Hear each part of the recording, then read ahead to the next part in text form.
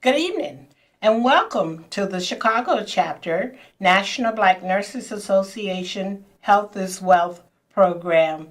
This is a monthly program, and we come live to you every fourth Tuesday at this hour, 5 o'clock p.m.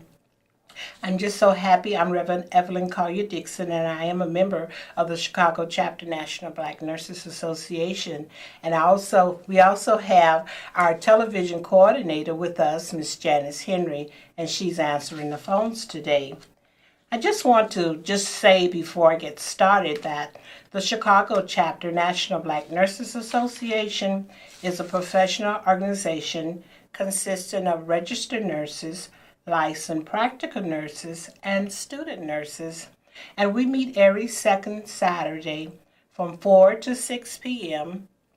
at the Lutheran School of Theology, 1100 East 55th Street in the McCormick building from 4 to 6 p.m., and our president is Miss Ellen Durant.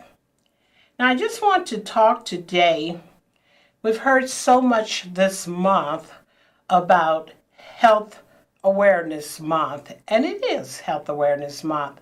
We've heard about adult health, mental health, women's health, men's health, all kinds of areas of health, but very little, shall I say, has been focused on children's health. And I thought today that we would just give you some tidbits on the importance of children's health, and we call that pediatric health awareness. Okay? The tender being of an infant makes him or her susceptible to various kinds of problems and illnesses. Pediatrics define the role for parents as an important one in children's development. Both mother and father need to keep track of any unusual symptoms that child may have, which may be irritating to the child.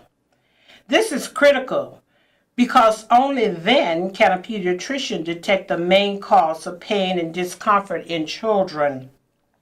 Parents need to be keen observers of baby's activities, so that they can navigate the symptoms that he or she have, and they can be treated with prescriptions or whatever the case might be, treatment may be. With time, all parents learn that baby's communication and can easily differentiate between the crying, feeling hungry, feeling sleepy, just need to be cuddled, or if they need a diaper change, or if they are sick. If the baby cried unusually, they would soon realize that it causes more of being hungry than it is of being sick or something else. So they need to really be careful and monitor and know the cry of that baby. So we're going to talk today about some of the common illnesses of children. Common illnesses. First one is the common cold. Babies succumb to colds several times in their first year of life. And the best time, this is when you really should consult with your physician, because you don't want to take any chances with a baby and a cold or any type of illnesses, because this is a critical period of their life. Colds and coughs are generally treated by using antibiotics, generally treated that way. Okay, and then the second one that we want to talk about that's very common in children is constipation. In constipation, most babies suffer from constipation when they start eating solid foods. Once they start introducing solid foods into their diet, their system have to get immune to that, and it often causes constipation. This is generally due to a lack of balanced diet, not eating enough liquid in that diet.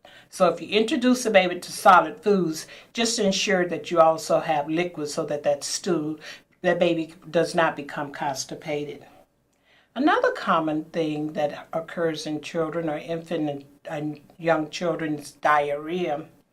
And too frequent and watery bowel movements are often, it's called diarrhea, okay?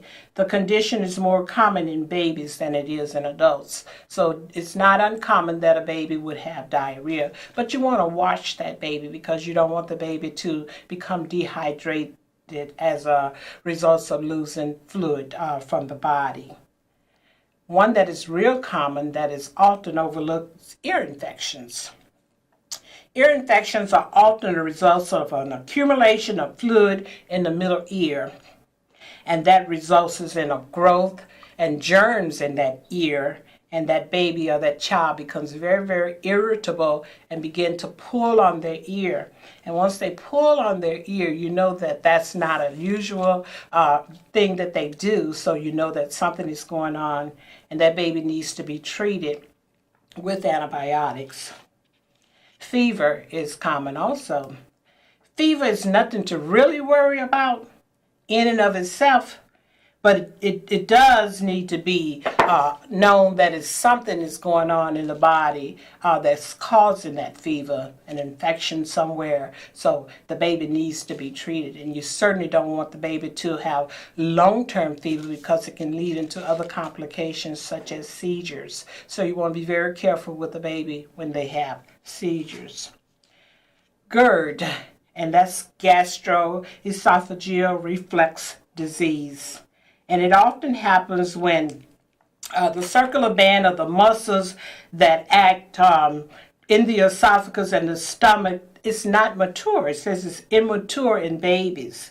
And this let the acidic stomach contain contents regurgitate, and the baby comes back up, and that's why you see a lot of babies spitting up, and that's because that acid in their stomach causes them the stomach to become irritable, and they spit it back up, and that's called Gerd's. Respiratory virus, RSVP. This is an infection, a viral infection, which really is serious, and it's pretty common in early infancy too. A leading cause of lower respiratory tract illness, it can cause pneumonia, bronchitis, infection of small airways of the lungs, and also croup. So you want to get that baby treated. This is also a contagious viral disease that you want to make sure that that baby is treated with antibiotics, and you want to isolate that baby from other babies because it is definitely contagious. Food allergies. So often we have children, and nowadays you notice that children are more and more allergic to food, certain food products such as peanuts. Back in the day you didn't have to worry about it. Everybody ate peanuts, but now they're suffering from different allergies, and it's more prevalent. Babies usually get food allergies by consuming a food directly or through nursing, the mother nursing the baby, where they may become allergic to something that the mom has eaten. So you want to make sure that that baby is tested for different type of food allergies, and if they're allergic to it, definitely allergic to it, you want to make sure that that baby does not consume that, because here again you get more complications as a result of those allergies, the swelling of the throat, and then once that happens, the airway is constricted and they cannot breathe, and you got more problems than you really bargained for with those food allergies. So just be very careful with that. Vomiting is another one. Normally babies bring up a little bit after they eat. This condition is known as posserting. However, if the baby brings up the entire meal, it is worrisome as it causes virus, and it needs to be treated immediately. So if the baby vomits a little bit, then it's nothing to really be that concerned about. But if that baby brings up that whole, you feed the baby and then they bring the whole meal up, then you certainly want to seek medical attention for that baby. Okay? I just want to talk a little bit about child safety as it relates to taking care of that baby or that child. Children normally, and notice I said normally, don't die from cardiac arrest. But they often, if there is a death, it is from accidents and respiratory arrest. And those accidents are accidents that we as big people could have prevented the small people from it occurring. Okay, and then I want to talk a little bit as a CPR instructor how critically it is important it is that we know as parents that we know CPR with our children. And the CPR stands for cardiopulmonary resuscitation. You want to make sure that you know how to perform CPR at minimum when you're dealing with children because, like I said, children normally don't die from cardiac arrest, but if there is a death, it normally is accidents and respiratory arrest. Okay, a child can do CPR too. You can teach them. Okay, you can teach them. And what I often tell my mothers and my students that when you're teaching a child to do CPR, you want to first tell them how to do CPR and why they're doing it. And then you want to tell them that it's always important to get help prior to doing it.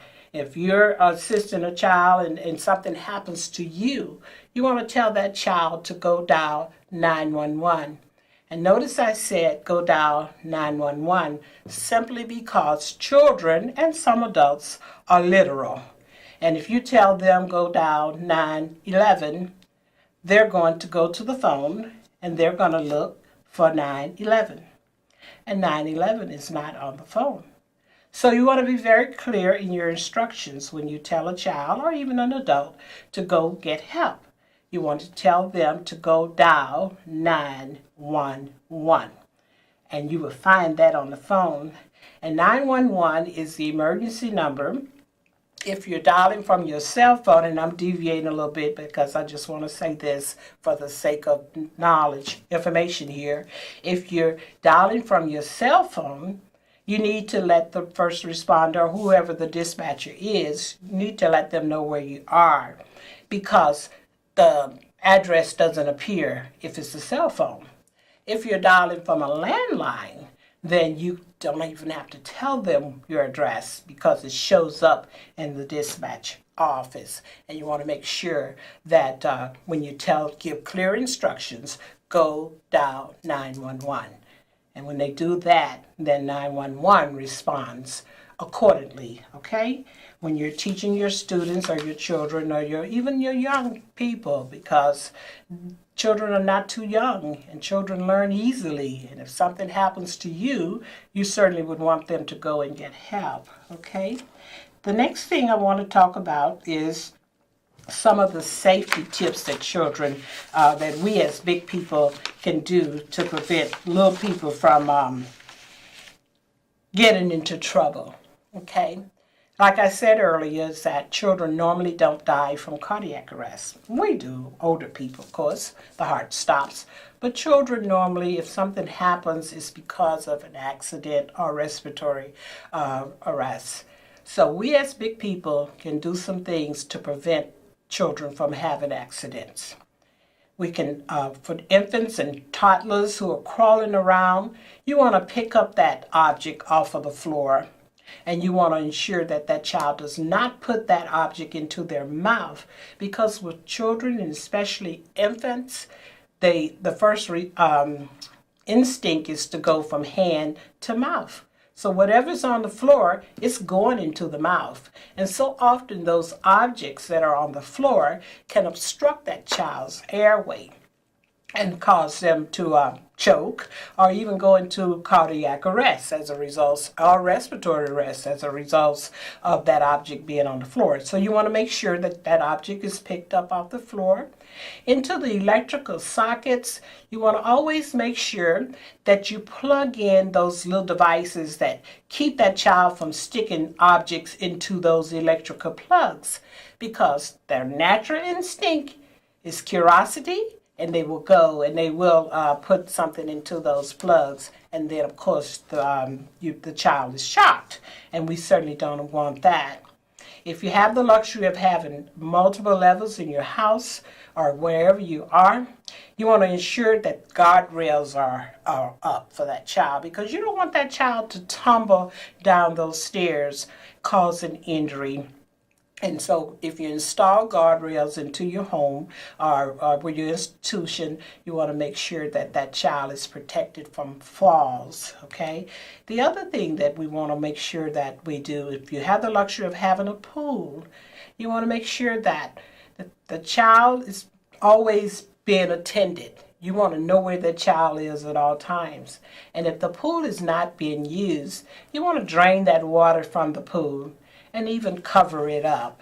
And if water is in the pool, just cover it up, and that way the child doesn't have a tendency to have that natural attention to that water, because children like water and they're curious, so they wander off. Okay, so you want to make sure that the pool is covered or the pool is drained. Okay, chemical solutions.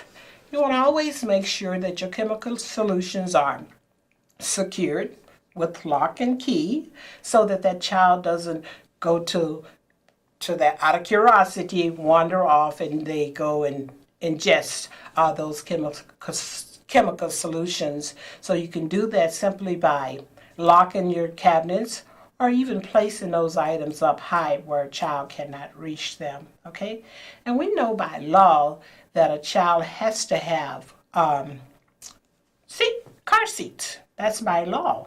And we want to make sure that we are in compliance with the law, and a child at ages 1 through 8 has to be in the back seat of the car and in the seat belt with a car seat. And so often they'll say, well, I'm too old for that. Well, that's okay. We're going by what the law says, and we're going to be law-abiding citizens. So we want to make sure that they are in the back seat and that they are in seat belts as well as car seats. Okay? The other thing that we want to ensure that if they do cycling, bicycle, skateboarding, any of those type of activities, you want to always make sure that they have a helmet, because if they fall, they can oftentimes suffer head injury as a result of the fall. But if they have a helmet on, of course, that protects the head from any type of trauma that may occur as a result of them falling. Bleeding. If you come across a child who is bleeding and you just want to simply apply pressure to that bleeding area. I'm just giving you some first aid tips because this is Health Awareness Month and we're talking about the child. So if you come across a child or anyone who is bleeding, you want to always apply pressure to that area. And applying pressure, what it does is cut off that bleeder and it clots it off, okay? But do not remove the original dressing, because if you do, and let a professional person do that, because if you remove the original dressing that you applied, what's going to happen is you're going to debride that wound and you're going to open that bleeder up again. And here again, you got a person who is bleeding profusely, and you really don't want that to happen as a result of you removing that original dressing. So apply the dressing, hold it until that blood clots off, and then let a professional person remove that, because if it bleeds again, then they will know what to do to clot it off again, okay? So we would just want to make sure that. The other thing I want to talk about, which is critically important, and it happens so often with children, is nosebleeds. You know, back in the day, what we used to do was tell the person to hold their head back and pinch their nose off. Well, that's not the correct procedure. You want to tell that person to hold their head down forward in a dependent down position and allow that blood to flow. Allow that blood to flow, because you don't want the blood to flow back down into the throat, because you can get a person, it can cause aspiration, and you certainly don't want a person to aspirate on the blood that's coming out. You don't want it to go back down. So we want to be very, very careful with nosebleeds, okay?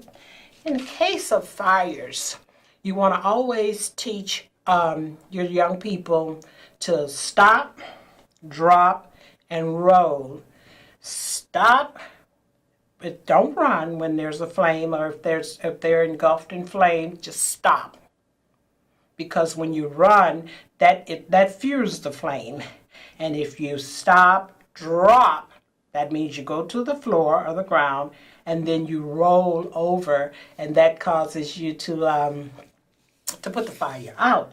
And you know, I got 5 minutes, and this time just goes by so fast. I had so much I needed to talk to you about, but of course we're running for time.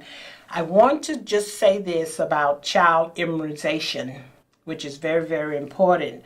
We want to make sure that our children are immunized at the proper time. You get that what is it called? Measles, mumps, and rubella immunization from the time that's indicated. And your pediatrician or your nurse practitioner, they will tell you when it's due and when the child is due. Your schools, even if they're in school, they will send you little love notes and tell you that your child is due for their next vaccination. So you want to be in compliance, because communicable diseases are so rampant, and now we know that the measles is on the rise, and we certainly don't want our children to be exposed to that because we did not get them immunized. So we want to be definitely in compliance with that. And if you want to know more about when a child should be immunized, you can always go to the website. You know, the website gives you everything now. Just Google it and say when are the dates or the times that my child needs to be immunized. Okay? So we just want to just give you some tidbits on children and their health, because it's critically important that we know about their health just as well as we know about adult health, because they're important. They may be little people, but they are people, and we have to take care of them. So having said that, I just want to very briefly talk about a program that we'll be having. Coming up July 8th through the 19th, and it's called the S.T.E.M program. And S.T.E.M stands for Science, Technology, Engineering, and Math. And that's going to be held right here in the city at 9942 Southwestern. And it's part of the Golden Hope Foundation, which I am a part of. And we certainly want our young people to be beneficiaries of being a part of that STEM program, science, technology, engineering, and math, which is what we are enduring during our this society that we're in. If you're not technical savvy, then you're left out of the loop, okay? Your sciences, of course, are critically important, because that's where you get all of your health information from. And then your engineering, you've got to know how to work these machines and work different things. If you don't know how to do that, then you're kind of like ignorant in society. And then of course math, everything kind of hinges on math. So we want to invite you to that July 8th through the 19th. I would just want to thank you so kindly for joining us today. And if there are any concerns that you might have, you can always contact us at the Chicago chapter on the website at the Chicago chapter, National Black Nurses Association, and you will find us there. And feel free to use the information that we have available. And thank you. Have an awesome evening. God bless you.